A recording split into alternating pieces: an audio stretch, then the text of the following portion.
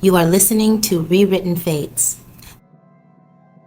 a dark fantasy romance series. Book 1, The Condemned Duchess. Chapter 10, 48 Hours. The palace did not sleep that night. Even long after the last notes of the orchestra had died away, whispers still drifted through the marble corridors like restless, hungry spirits. Servants moved with frantic quiet. Doors creaked open and shut in the dark, and sealed messages were carried between high-walled chambers. The Saintess's ritual hadn't just failed. It had shaken the very foundation of the court's faith. And in this kingdom, the court did not tolerate mysteries they could not control. I stood by the tall, arched windows of the Duke's chambers, my forehead resting against the cool glass. Below, the royal gardens were a landscape of silver mirrors and jagged shadows. Everything looked calm, but I could feel the palace boiling just beneath the surface. The story had fundamentally broken. In the original novel, there was no silver light, no uncertainty, and no reprieve. The king would have signed my death warrant before the last candle was extinguished. But tonight, the Saintess had looked afraid. And fear, I realized, was a much more powerful motivator than justice. A quiet knock echoed through the room. 3 sharp, percussive strikes that sounded like a drum beat. Alaric didn't move immediately. He stood across the room, slowly unbuttoning the formal black jacket he'd worn to the ball. His movements were steady, unhurried, but his eyes were already fixed on the door, hard and alert. "That was quick," he remarked, his voice a low rumble. My stomach twisted into a tight knot. "Who is it?" "Trouble," he said simply. He crossed the room and pulled the heavy door open. 2 royal guards in polished silver plate stood in the hall, their hands resting on the pommels of their swords. Behind them stood Lord Hadrian, flanked by 3 senior members of the King's High Council. Their faces were grim, illuminated by the harsh flicker of the hallway torches. "Your Grace," Hadrian said, his voice stiff with a forced politeness. "The council requests the Duchess's presence. Immediately." "At this hour?" Alaric's tone was dangerously flat. "The matter is urgent. It cannot wait for the sun." Alaric studied them in a silence that felt heavy enough to suffocate. The tension in the corridor thickened until it was a physical weight. "What matter?"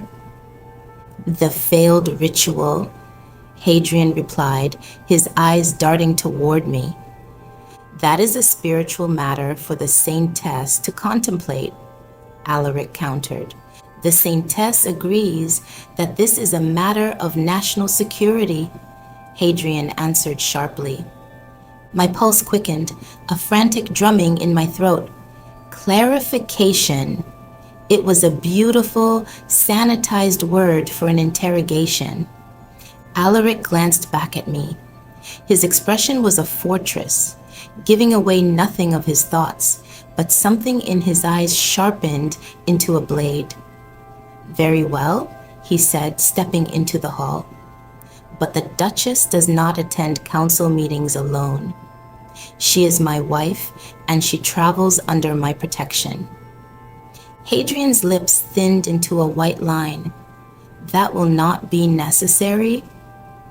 "It will," Alaric said, his voice dropping into that quiet, terrifying register that signaled the end of a debate. The walk through the palace felt like a march to the gallows.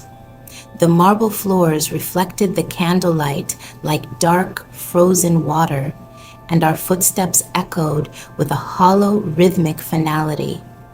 We didn't speak, but I could feel the Duke's presence beside me, a solid, unyielding wall of leather and steel. "You're thinking," he murmured, so low the guards couldn't hear. "Yes." About running? No, running would only prove their right to be afraid of me. That earned me the faintest ghost of amusement in his eyes. Good. You prefer proving them wrong. I prefer staying alive, Alaric. Spite is just a bonus.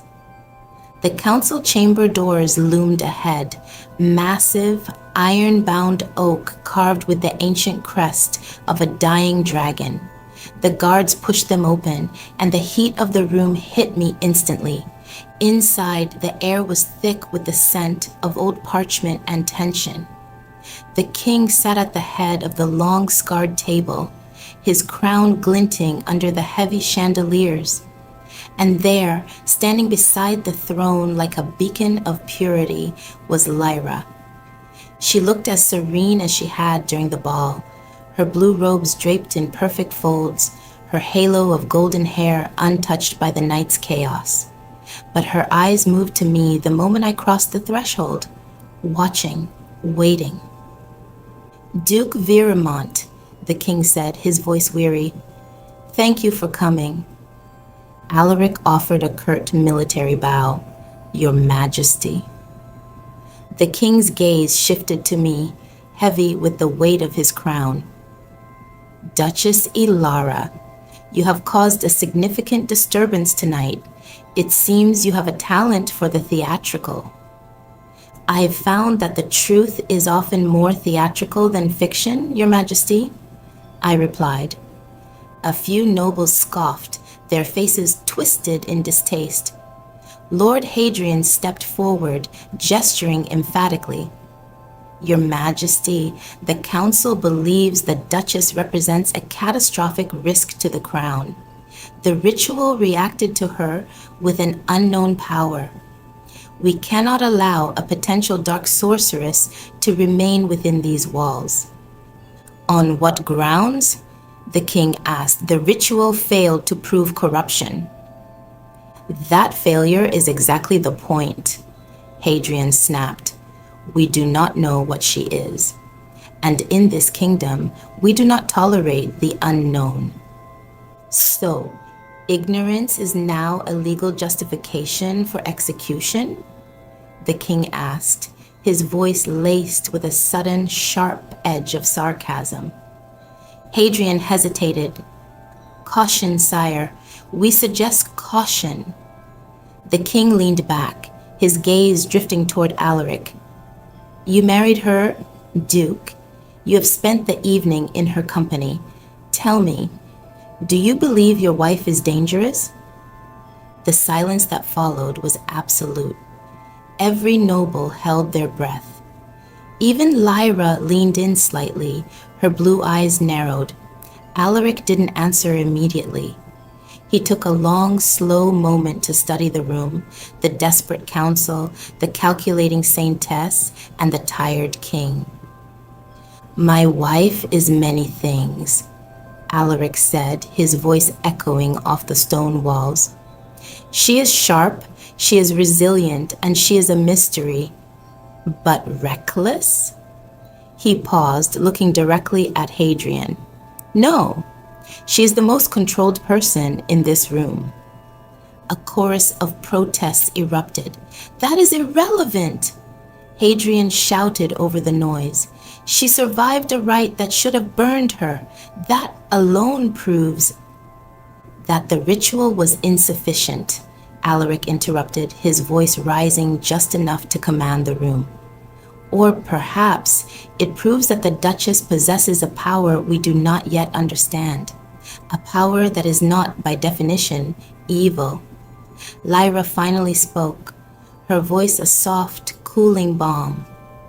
Your Grace, no one is seeking to accuse the Duchess unjustly. However, the silver magic we witnessed tonight was ancient. It was sovereign. It cannot be ignored. The king looked at me, his eyes searching. Duchess, do you know what power answered the ritual? No, I said, and for once the honesty was effortless. I only know that I am still standing. The king watched me for a long, agonizing minute. Finally, he sighed, the sound of a man who had made a difficult choice. The Duchess will remain under the Duke's personal supervision. No execution will occur while the matter is under investigation. Shock rippled through the room. Hadrian stepped forward, his face flushed with rage. "Your Majesty—" "The matter is settled," the king said, standing up. "The Duchess lives, for now." As the council erupted into a cacophony of angry whispers, Alaric placed a steady, heavy hand at the small of my back. "Come," he murmured. We left the chamber, the heavy doors thudding shut behind us, cutting off the noise of the vultures. The corridor was quiet, the air cooler. I exhaled a breath I felt like I'd been holding since I first woke up in this world. "Well," I said, leaning briefly against the wall. "That went slightly better than the pyre." Alaric looked down at me, his expression unreadable. "You nearly died tonight, Ilara. Again." "I'm aware." "And you're making jokes?" "If I don't laugh, I might start screaming," I admitted. "It's a strategic choice." He studied me, a strange light flickering in his golden eyes. "You hide your fear better than any soldier I've ever commanded." "I'm learning from the best." The Duke grew silent, his gaze turning toward the dark end of the hallway. "The court will not stop, Ilara. Hadrian and his ilk are like wolves. Now that they've smelled blood, they won't be satisfied until they find the kill." "And the Saintess?" "Lyra is not a wolf," he said quietly. "She is the trap, and she has already begun to reset it." He turned back to me, his hand catching my chin, forcing me to meet his gaze. "Prepare yourself, Duchess. The king gave you a reprieve, but he did not give you a peace." "Prepare for what?" Alaric's grip was firm, his eyes like molten gold. "Prepare for war. Because in 48 hours, they won't just be coming for your life, they'll be coming for the power they think you've stolen." But in the royal court, nothing is ever truly over. Secrets move in the shadows, and every choice rewrites fate. Continue the story in the next episode of Rewritten Fates, and subscribe so you don't miss what happens next.